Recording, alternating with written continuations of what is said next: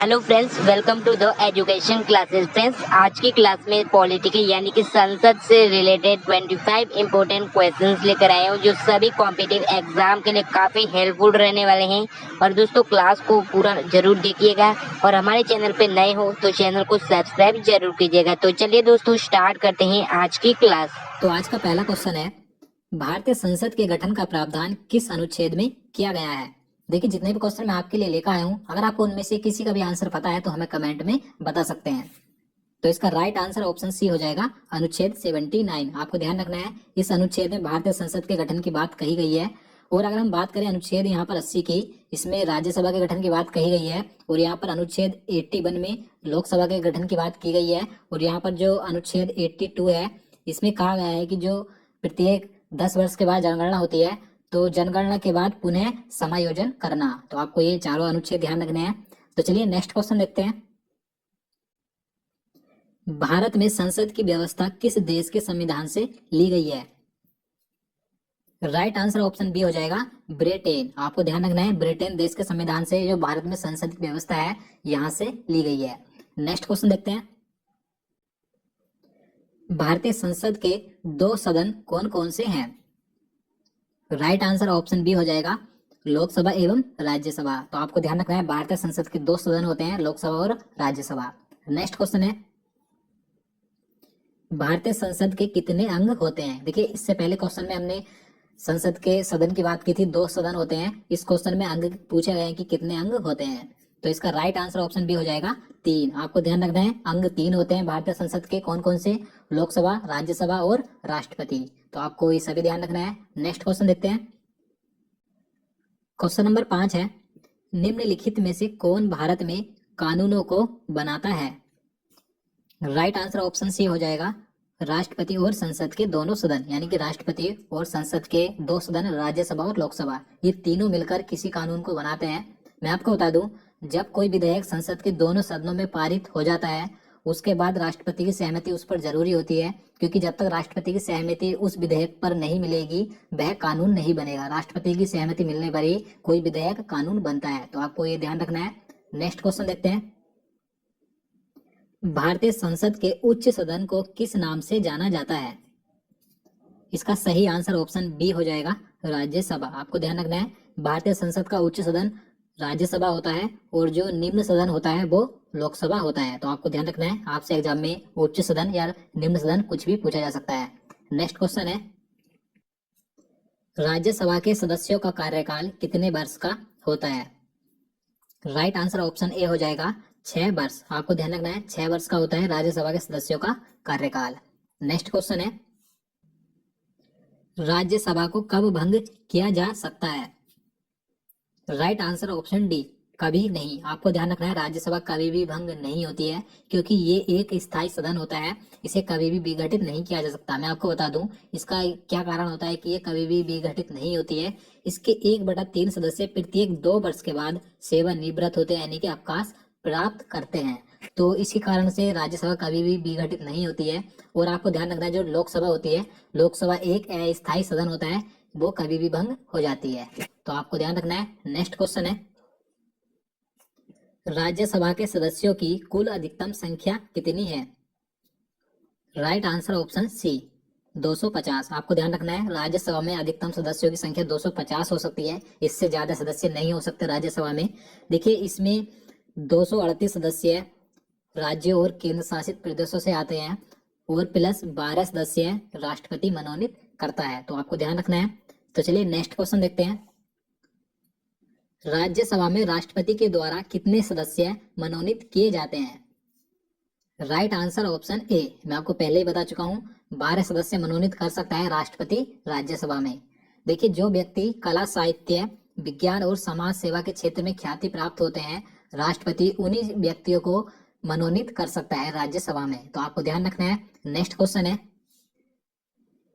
किस राज्य की राज्यसभा सीट सबसे ज्यादा है। यहाँ पर लिखने में मिस्टेक हो गया। तो इसका राइट आंसर ऑप्शन डी हो जाएगा, उत्तर प्रदेश। आपको ध्यान रखना है, उत्तर प्रदेश राज्य की राज्यसभा सीटें सबसे ज्यादा हैं। तो कितनी है ये भी ध्यान रखना है, 31, यानी कि 31 है। तो चलिए नेक्स्ट क्वेश्चन देखते हैं। क्वेश्चन नंबर 12 है, राज्यसभा का सभापति कौन होता है? राइट आंसर ऑप्शन सी, उपराष्ट्रपति। आपको ध्यान रखना है, भारत का उपराष्ट्रपति राज्यसभा का सभापति होता है, लेकिन इसकी अनुपस्थिति में इसका जो कार्य करता है उपसभापति करता है, और जो उपसभापति होता है वह राज्यसभा के सदस्यों द्वारा चुना जाता है। तो आपको ये सभी ध्यान रखना है। नेक्स्ट क्वेश्चन देखते हैं।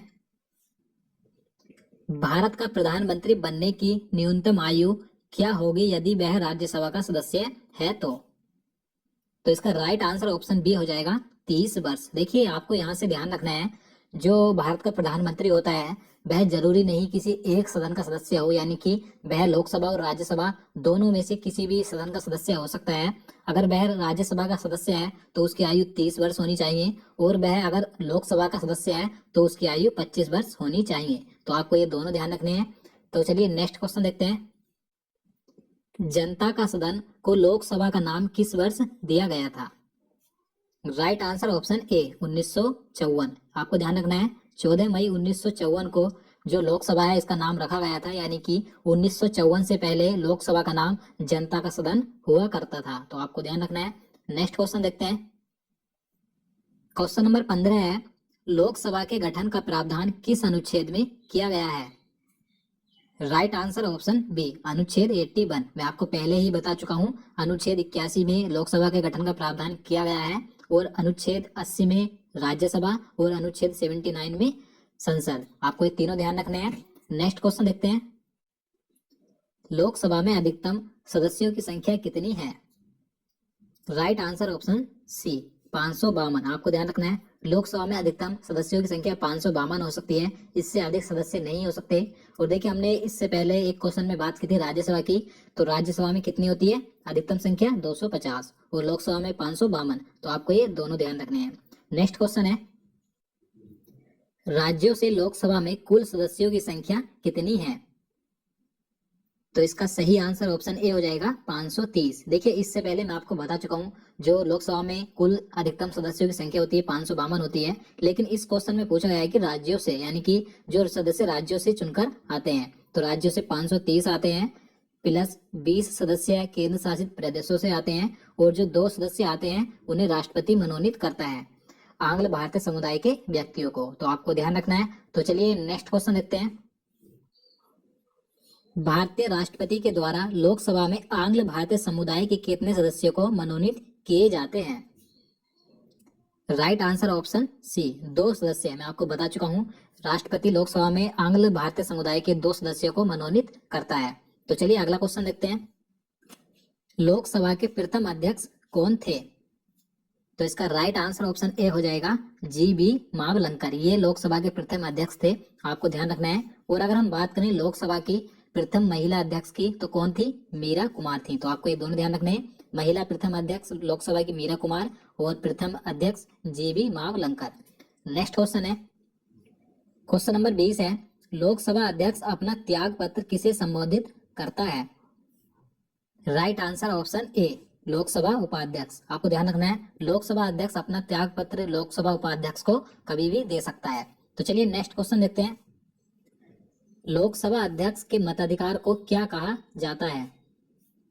राइट आंसर ऑप्शन सी, निर्णायक मत। देखिए, मैं आपको इसके बारे में बता देता हूँ।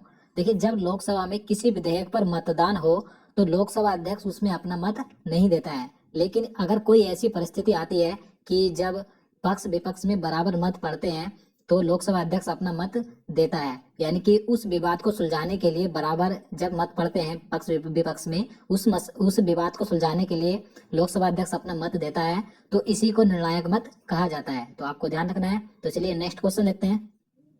क्वेश्चन नंबर 22 है, लोकसभा के प्रथम उपाध्यक्ष कौन थे?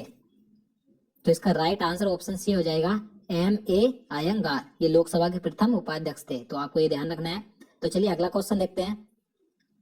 लोकसभा अध्यक्ष तथा राज्यसभा सभापति के वेतन और भत्ते कौन निर्धारित करता है?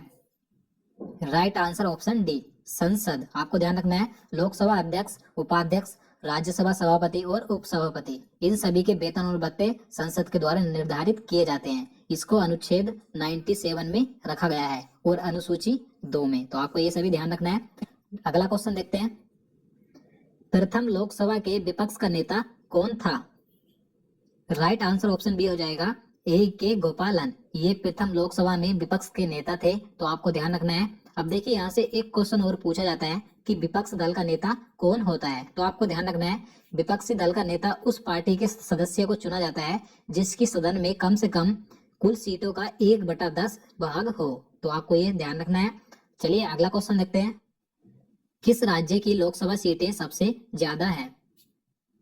इसका सही आंसर ऑप्शन डी हो जाएगा उत्तर प्रदेश। देखिए मैं आपको बता दूं, लोकसभा और राज्यसभा इन दोनों सदन की सबसे ज्यादा सीटें उत्तर प्रदेश में ही हैं।